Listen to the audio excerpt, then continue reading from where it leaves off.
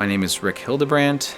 I'm the Chief Medical Information Officer and the Medical Director of Hospital Medicine.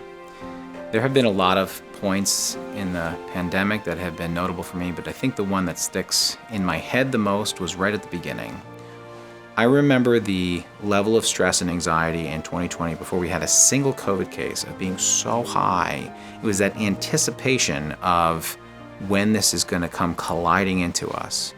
When it got to be a lot of patients, when we got lots and lots, like when it was dozens of patients in the hospital and multitudes of patients in the ER, all that stress and anxiety was gone. People just got to work, and it was exhausting. But again, people rising to the occasion to care for these folks who were very, very sick.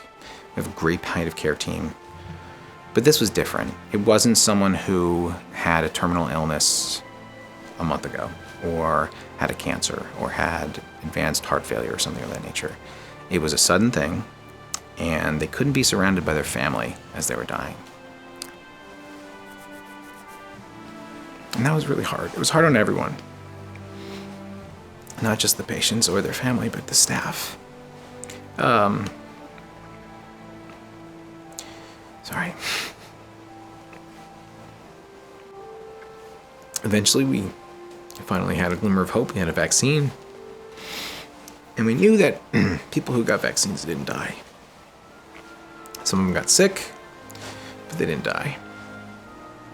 And then the rhetoric that came out about how it's a farce